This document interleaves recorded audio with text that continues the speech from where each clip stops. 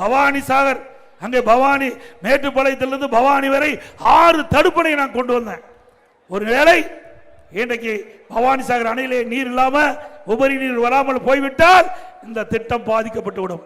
இந்த அத்திக்கட அவிநாசி திட்டத்தில் இருக்கின்ற விவசாயிகள் பாதித்து விடுவார்கள் என்று எண்ணி நான் ஒரு விவசாயி இருக்கின்ற காரணத்தினாலே, அந்த அருமை நீருடைய அருமை தெரிந்த காரணத்தினாலே 6 தடுப்பணை பவானி ஆற்றிலே கட்டுவதற்கு ஆணையிட்டு 2 அணைகள் நான் முதலமைச்சர் இருக்கிற காலத்திலே பணி துவங்கப்பட்டு 25-30% நடைபெற்றது.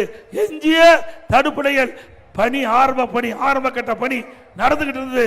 ஆட்சி மாற்றம் திமுக ஆட்சிக்கு பிறகு அந்த தடுப்பணையினுடைய உயரத்தை குறைச்சிட்டாங்க. எவ்வளவு கேவலமான அரசாங்கம், எவ்வளவு பெரிய திட்டம். இன்னைக்கு 1.25 டிஎம்சி 6 தடுப்பணையும் கட்டப்பட்டால் 1.25 டிஎம்சி தண்ணி தேக்கலாம். இன்றைக்கு மழை காலத்திலே உபரியா போகின்ற நீரை ஆங்காங்கே தடுப்பணை கட்டி தேக்கி நமக்கு தேவையான அத்திக்கட அவிநாசி திட்டத்திற்கு தேவையான நீரை நம்முடைய விவசாயிகளுக்கு கொடுக்கலாம், ஏரி குளத்தை நிரப்பலாம்.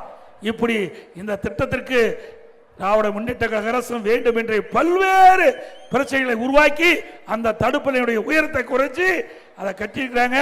மீண்டும் அதிமுக ஆட்சி தடுப்பணையுடைய உயரம் உயர்த்தப்படும்.